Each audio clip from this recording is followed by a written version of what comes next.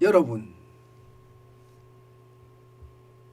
나라 빚의 증가 속도 이러다가 진짜 큰일 난다. 이런 보고서가 요즘 자주 나오는 것 같습니다. 그만큼 지금 나라 빚의 증가 속도가 너무 빠르다는 이야기. 너무 빠르다. 여러분 이 지표 한번 보세요. 한국경제연구원이 내놓은 지표인데요.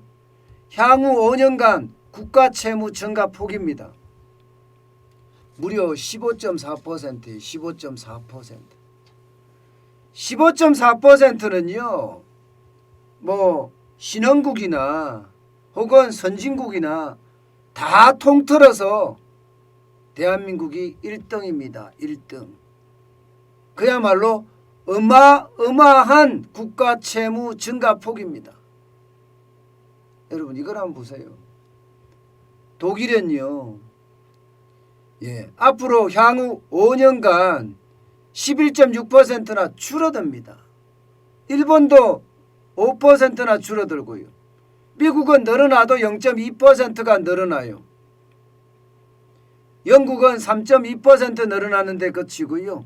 벨기에는 6.3%입니다. 그런데 대한민국은 15.4%예요. 15.4%. 말이 15.4%지 이게 독일하고 비교했을 때는요. 거의 30% 가까이 폭증한다는 이야기예요. 30%. 향후 5년간.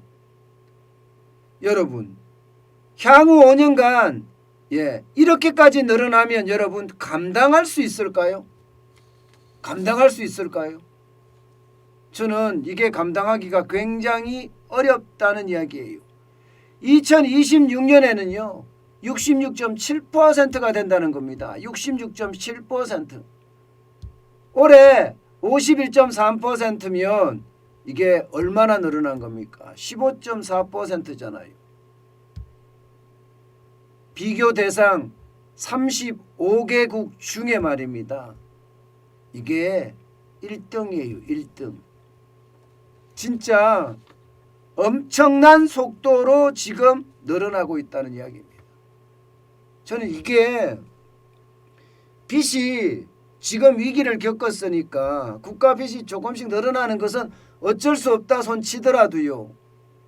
빚을 줄일 수 있는 노력을 해야 되는데 그런 것이 아니라 지금 계속 퍼주기 위한 노력만 한다는 게 지금 대한민국의 위기입니다.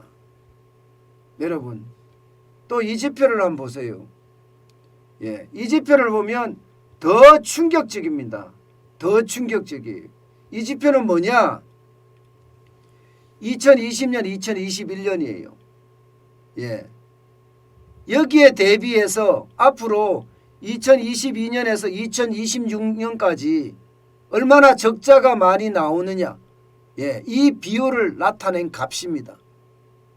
2020년이나 2021년 대비해서 2022년부터 2026년까지 부채가 늘어나는 그 배율을 나타내는데 여러분 0.9예요. 0.9. 더 늘어난다는 이야기잖아요. 더 많이 늘어난다는 이야기잖아요. 지금보다가. 이거는 여러분 진짜 충격적인 지표입니다. 0.9면요. 벨기에는 0.6이나 미국은 0.4, 영국도 0.3, 일본도 0.3이에요. 독일은 제로고요. 그런데 0.9까지 늘어나면 일본의 지금 3배, 영국의 3배, 미국의 지금 2배가 넘는 숫자입니다. 쉽게 말하면 어느 누가 대통령이 된다고 하더라도요. 어느 누가 대통령이 된다고 하더라도 국가 빚의 어떤 증가 속도는 멈출 수가 없다는 이야기예요.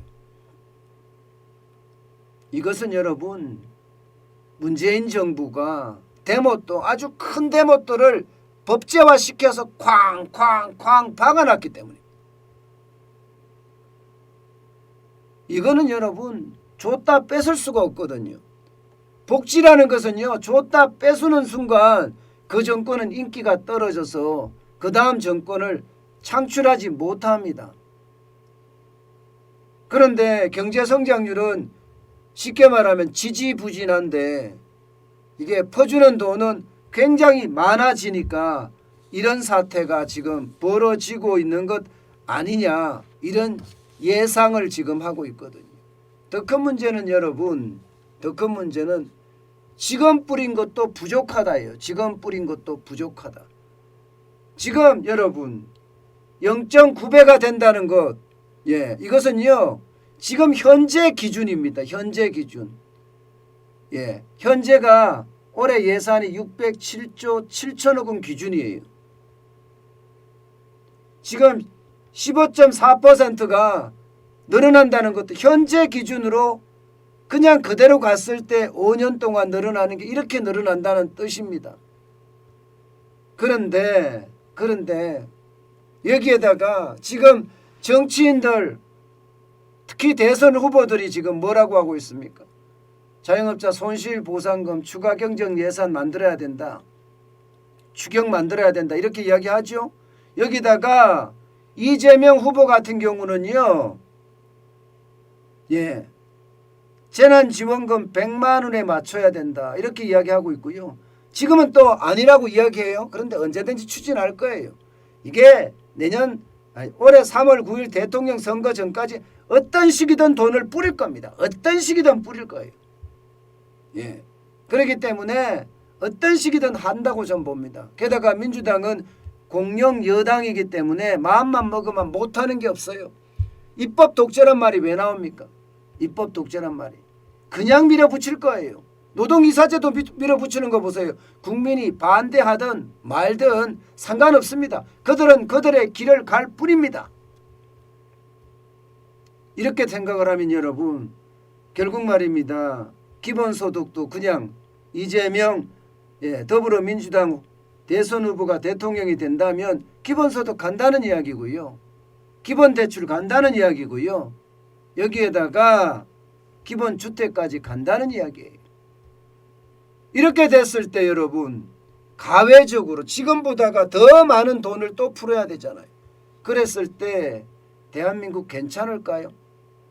저는 이러다가 신용등급 떨어지리라고 생각을 합니다.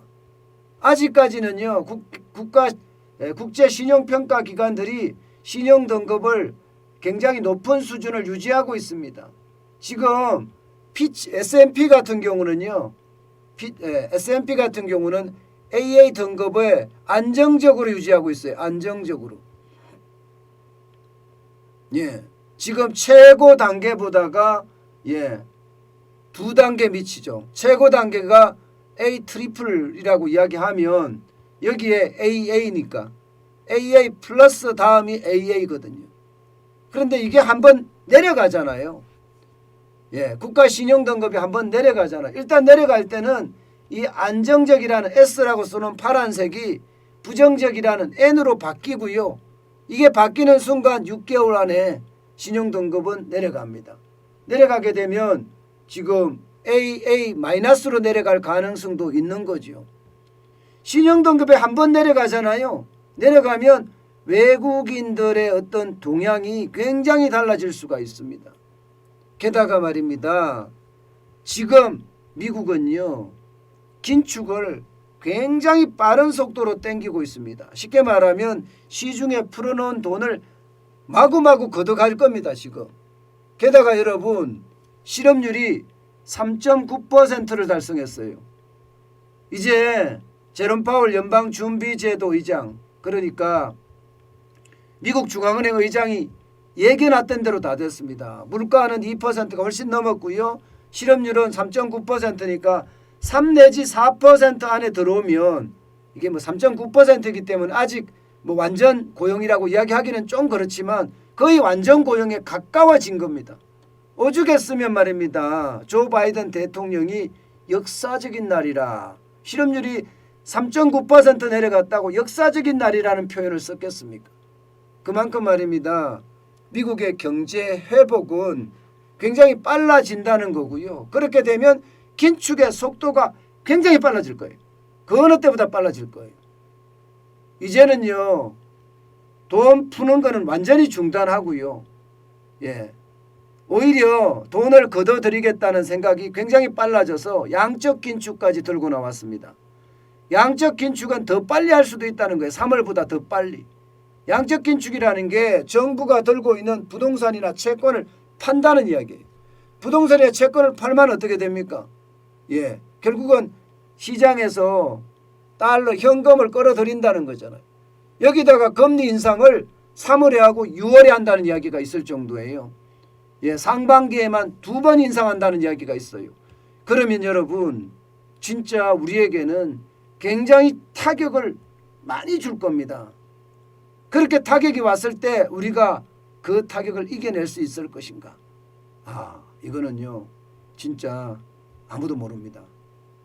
예, 중요한 것은요, 예, 우리 내수나 수출이 계속 받쳐주면 버텨나갈 수 있다고 생각은 하는데 지금 내수도 꼬꾸라지고 있는 상태죠. 수출도 꼬꾸라지고 있는 상태죠. 심지어 지난해 12월이죠. 지난달에 수출이 적자까지 났어요.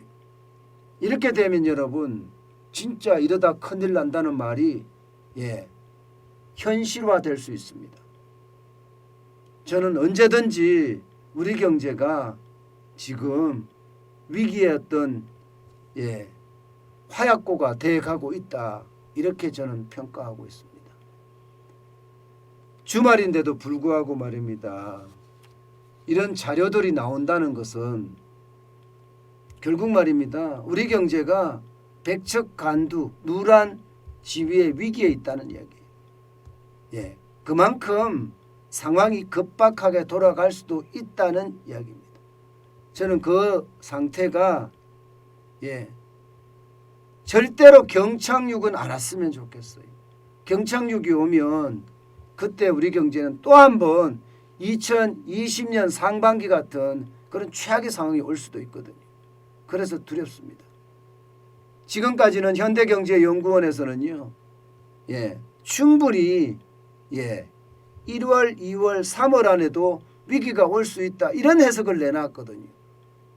지금 많은 사람들이 해석하는 것은 4월, 5월, 6월이 굉장히 위험하다, 이렇게 보고 있거든요. 그런데 의외로 현대경제연구원은 1월, 2월, 3월 1분기에도 위기가 올 수 있다, 이런 아주 섬뜩한 경고를 내놓고 있기도 합니다. 그만큼 말입니다. 국제 신용평가 기관들의 움직임이 어디로 가느냐가 굉장히 중요한 바로미터다, 이렇게 이야기할 수 있습니다.